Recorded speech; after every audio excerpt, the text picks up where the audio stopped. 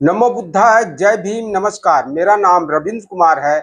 आज बाबा साहब डॉक्टर अंबेडकर की लिखी हुई पुस्तक लॉर्ड बुद्धा एंड हिज धम्मा का 39वां एपिसोड मैं आप लोगों के सामने प्रस्तुत कर रहा हूं, जिसमें बाबा साहब ने भगवान बुद्ध ने क्या कहा है पुनर्जन्म के बारे में इसमें उन्होंने समझाया है।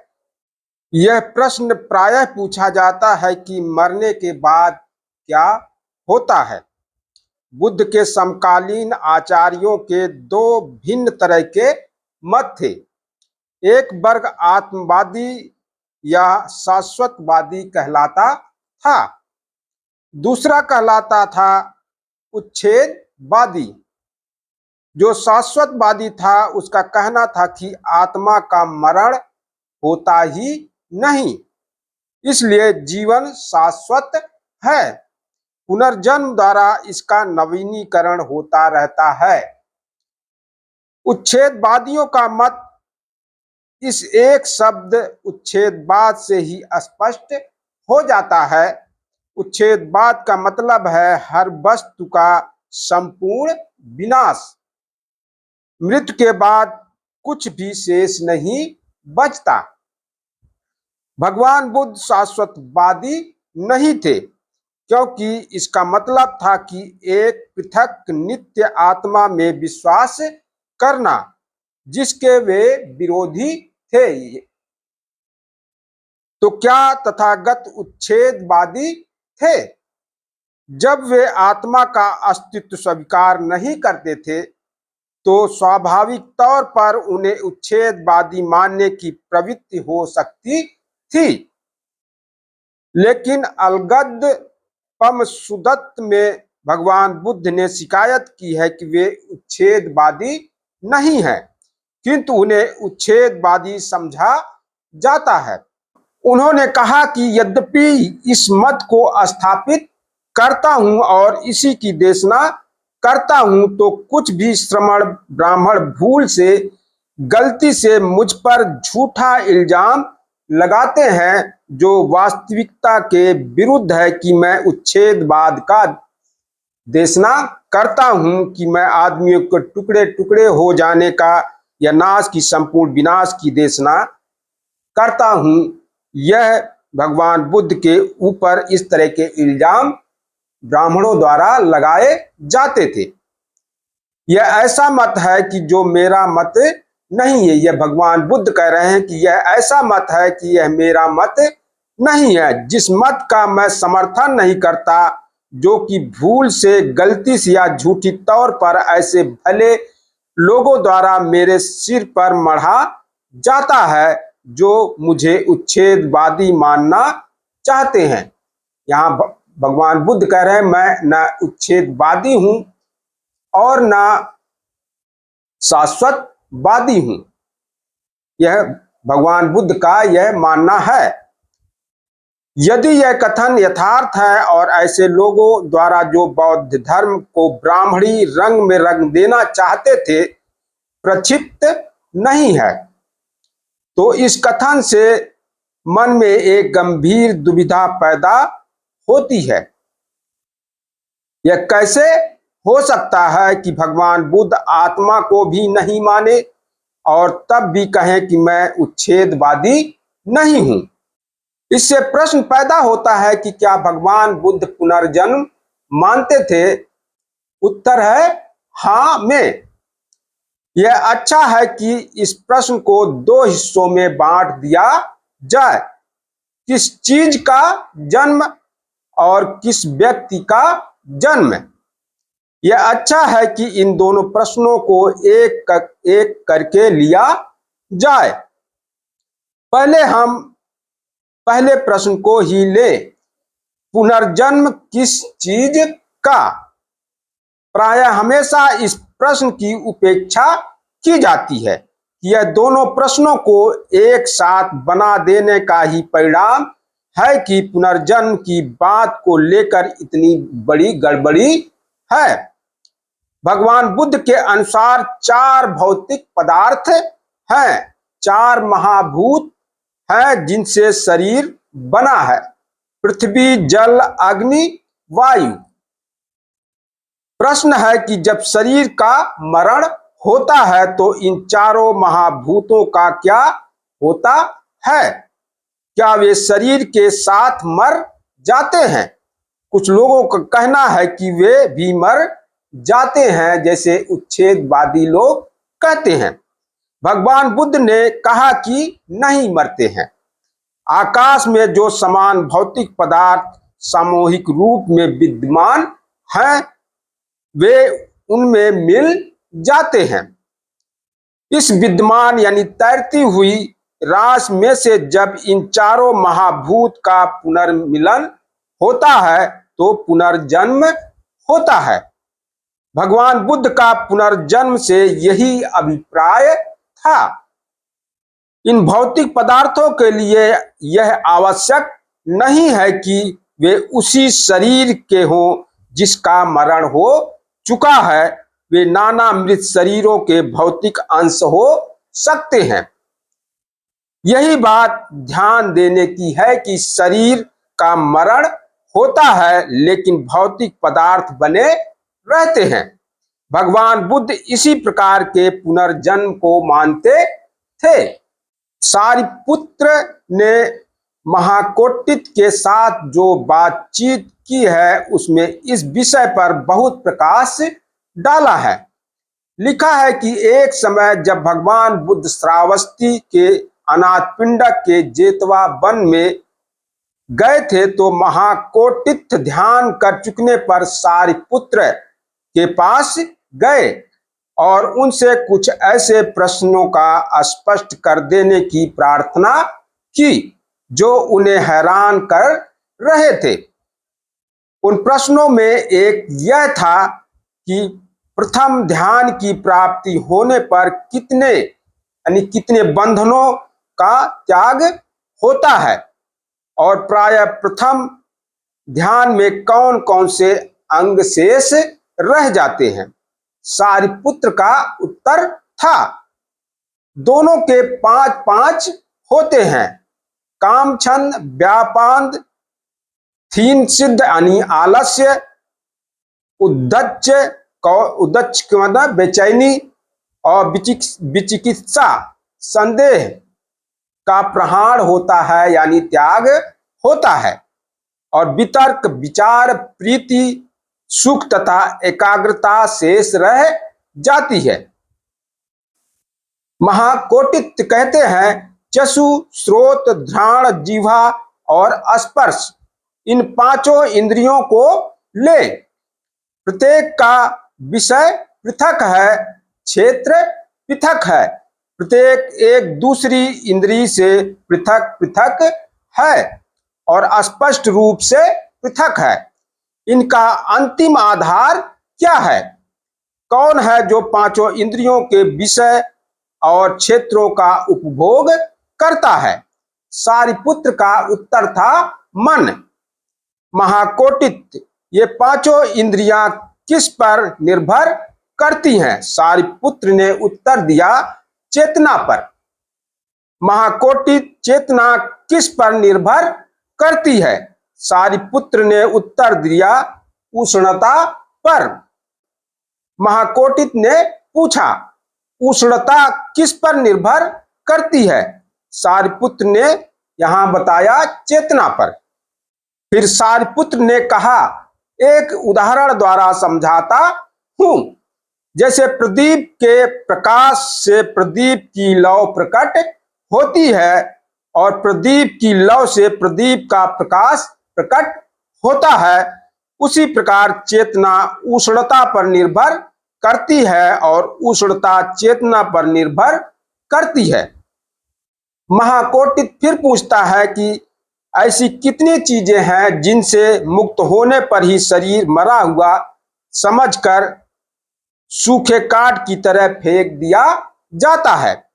सारिपुत्र ने उत्तर दिया, जीवित इंद्रिय, उष्णता और विज्ञान के मुक्त होने पर शरीर को मृत समझा जाता है। महाकोटित फिर पूछता है कि मृत देह में और उस ध्यानी भिक्षु में जितनी संज्ञा और वेदना का निरोध कर रखा है, क्या अंतर है? यहाँ वेदना का अर्थ है अभिभूत यानी अनुभव।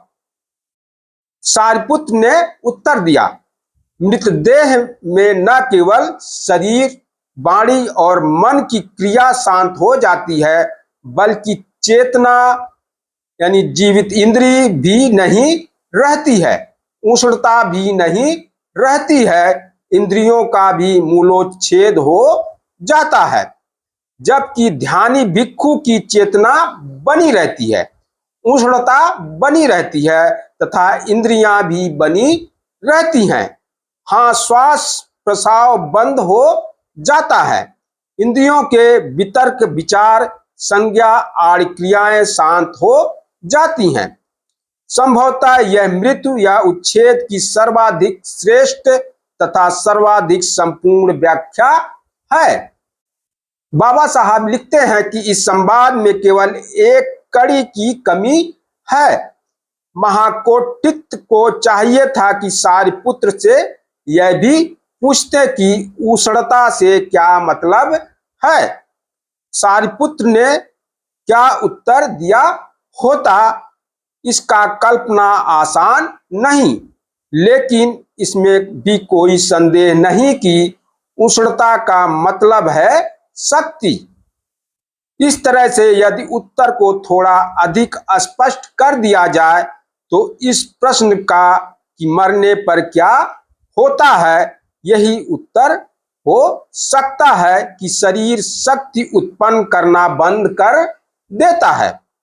लेकिन यह तो केवल उत्तर का एक ही हिस्सा है, क्योंकि मृत्यु का एक मतलब यह भी है कि शरीर में से जो शक्ति निकल गई वह उस सारे शक्ति समूह के साथ मिलकर एक हो गई जो विश्व में संचार कर रहा है। इसलिए मृत्यु के दो अर्थ हैं। एक ओर तो इसका अर्थ है कि नई शक्ति की उत्पत्ति रुक जाना, दूसरी ओर इसका अर्थ है कि विश्व में जो शक्ति पुंज संचरण कर रहा है उसमें कुछ वृद्धि हो जाना। संभवतः मृत्यु के इन दोनों पहलुओं के ही कारण भगवान बुद्ध ने कहा कि वे उच्छेदवादी नहीं थे। जहां तक आत्मा की बात है कि वे उच्छेदवादी थे, किंतु जहां नाम रूप की बात है वे उच्छेदवादी नहीं है। इस व्याख्या को स्वीकार कर लेने पर यह समझना कठिन नहीं है कि भगवान बुद्ध ने ऐसा क्यों कहा कि वे उच्छेदवादी नहीं है। वे नाम रूप की पुनराउत्पत्ति में विश्वास रखते थे, आत्मा के पुनर्जन्म में नहीं। इस प्रकार व्याख्या होने पर भगवान बुद्ध का मत वर्तमान विज्ञान के सर्वथा अनुकूल है। केवल इसी अर्थ में कहा जा सकता है कि भगवान बुद्ध पुनर्जन्म में विश्वास रखते थे। शक्ति कभी शून्य में परिणित नहीं होती, विज्ञान का यह पक्का सिद्धांत है। यदि मृत्यु का यह अर्थ किया जाए कि मृत्यु के अनंतर कुछ नहीं रहता तो यह बात विज्ञान के विरुद्ध होती है, क्योंकि इसका मतलब यह होगा कि सामूहिक रूप से शक्ति में सातत्य नहीं है। यही एक ऐसा तरीका है जिससे पुनर्जन्म संबंधी दुविधा का अंत हो सकता है। फिर प्रश्न उठता है कि पुनर्जन्म किस व्यक्ति का? सबसे कठिन प्रश्न है कि पुनर्जन्म किस व्यक्ति का? क्या वही मरा हुआ आदमी एक नया जन्म ग्रहण करता है? क्या भगवान बुद्ध ने इस सिद्धांत को मानते थे? उत्तर है इसकी कम से कम संभावना है। यदि मृत आदमी के देह के सभी आंशिक अंश पुनः नए सिरे से मिलकर एक नए शरीर का निर्माण कर सके, तभी यह मानना संभव है कि उसी आदमी का पुनर्जन्म हुआ है।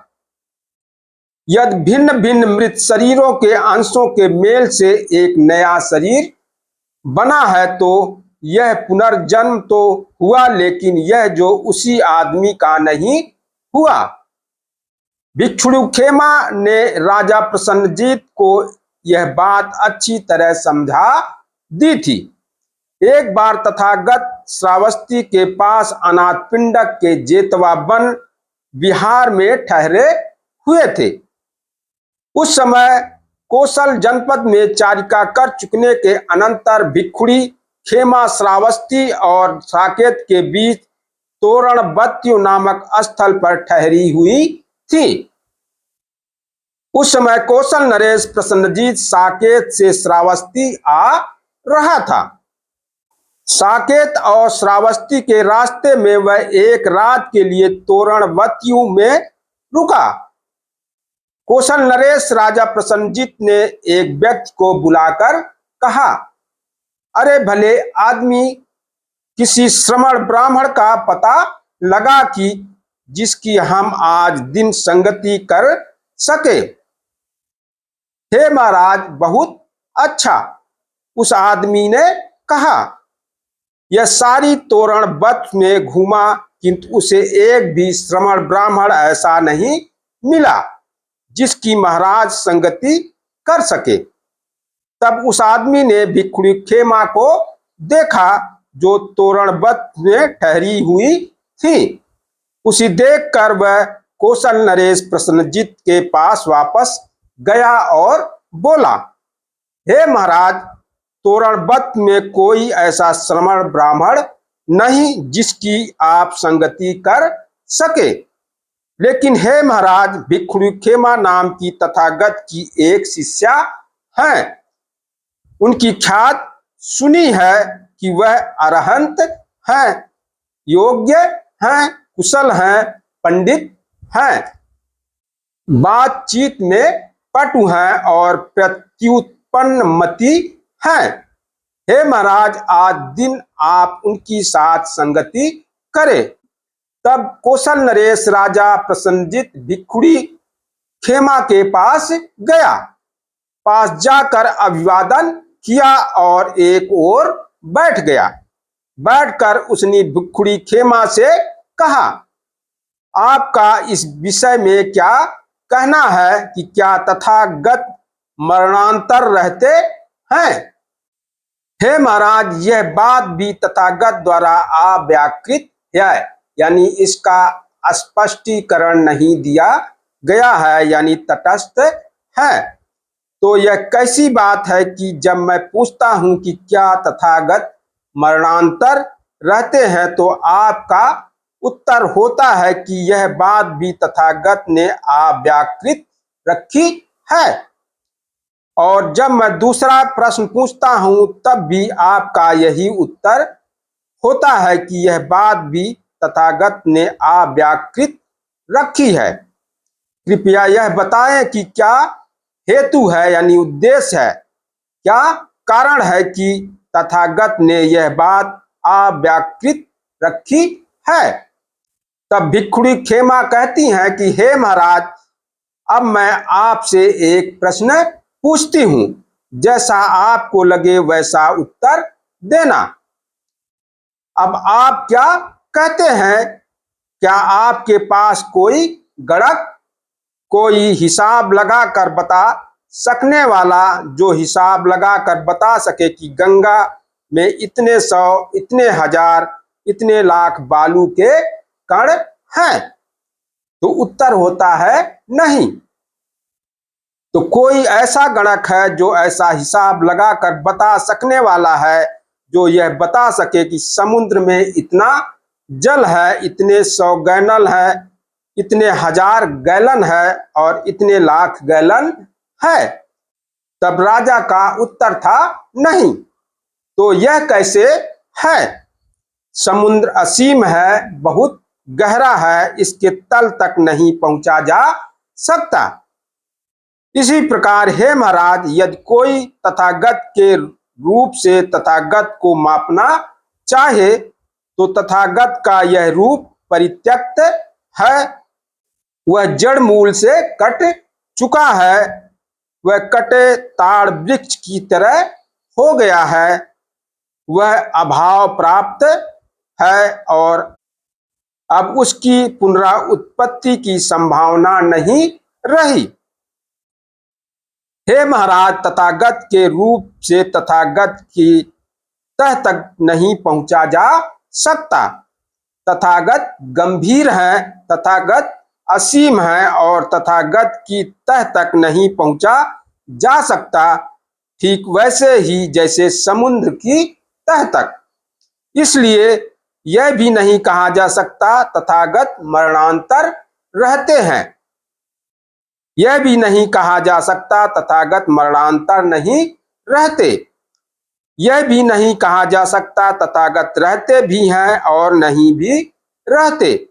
और यह भी नहीं कहा जा सकता तथागत नहीं ही रहते हैं और ना ही भी रहते हैं।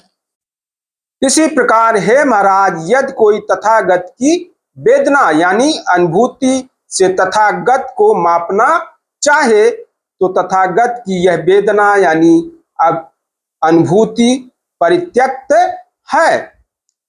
यह जड़ मूल से कट चुकी है। वह कटे ताड़ की वृक्ष की तरह हो गई है। संभावना नहीं रही है। हे महाराज, तथागत की वेदना से तथागत की तह तक नहीं पहुंचा जा सकता जैसे समुद्र की गहराई तक। इसलिए यह भी नहीं कहा जा सकता तथागत मरणांतर रहते हैं, नहीं भी रहते हैं। इसी प्रकार हे महाराज, यदि कोई तथागत की संज्ञा से, तथागत के संस्कारों से, तथागत के विज्ञान से तथागत को मापना चाहे तो तथागत का वह विज्ञान परित्यक्त है। वह जड़ मूल से कट चुका है। वह कटे ताड़ वृक्ष की तरह हो गया है। संभावना नहीं रही है।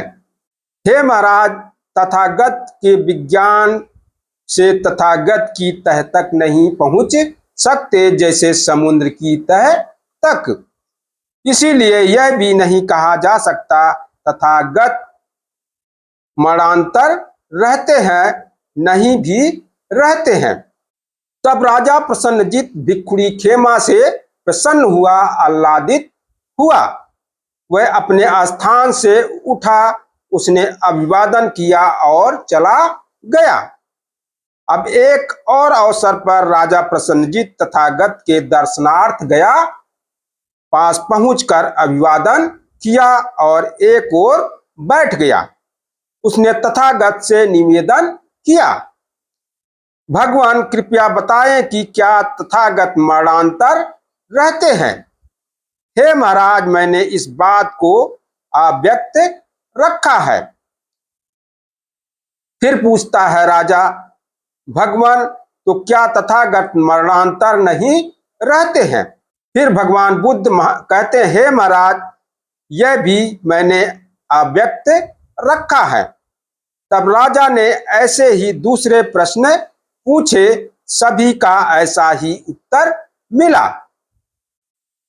तब राजा कहता है कि हे भगवान, यह कैसे है? जब मैं पूछता हूं कि क्या तथागत मरणांतर रहते हैं तो आपका उत्तर है कि यह बात तथागत द्वारा अव्यक्त है। हे भगवान, यह कैसे है? जब मैं पूछता हूं कि क्या तथागत मरणांतर रहते हैं तो आपका उत्तर होता है कि यह बात तथागत द्वारा अव्याकृत है। मैंने इसका स्पष्टीकरण नहीं किया गया, अस्पष्ट है। और जब मैं पूछता हूं कि क्या तथागत मरणांतर नहीं रहते तो भी आपका उत्तर यह बात तथागत द्वारा अव्याकृत है। हे भगवान, कृपया यह बताएं कि क्या हेतु है, क्या कारण है, यानी क्या उद्देश्य है, क्या कारण है कि यह बात भी तथागत ने अव्याकृत रखी है। भगवान बुद्ध कहते हैं, तो हे महाराज, ये आपसे प्रश्न पूछता हूं, जैसा आपको ठीक लगे वैसा उत्तर देना। क्या आपके पास कोई गणक है? अद्भुत है गौतम, अद्भुत है गौतम। यह कितने बड़े आश्चर्य की बात है। शास्ता और श्राविका के उत्तर में न अर्थ की दृष्टि से और न व्यंजन की दृष्टि से कहीं कुछ भी अंतर नहीं। एकदम समान उत्तर है, एकदम मेल खाता हुआ उत्तर है उच्चतम बात के बारे में। हे भगवान, एक समय मैं भिखुड़ी खेमा के पास गया और उससे यही प्रश्न पूछा। उसने मुझे ठीक इन्हीं शब्दों से, ठीक इन्हीं अक्षरों से उत्तर दिया। अद्भुत है गौतम, अद्भुत है गौतम। यह कितने बड़े आश्चर्य की बात है कि शास्ता और श्राविका के उत्तर में न अर्थ की दृष्टि से और न व्यंजन की दृष्टि से कहीं कुछ अंतर नहीं है। एकदम समान उत्तर है, एकदम मेल खाता हुआ उत्तर है उच्चतम बात के बारे में। अच्छा भगवान, अब आज्ञा दें, हम जाना चाहते हैं, हमें बहुत कार्य है। भगवान बुद्ध कहते हैं, हे महाराज, इस समय आप जो करना उचित समझे वह करें। तब कौशल नरेश राजा प्रसन्नजीत तथागत के वचनों से प्रसन्न हुआ, आह्लादित हुआ। वह अपने स्थान से उठा और तथागत को अभिवादन कर चला गया।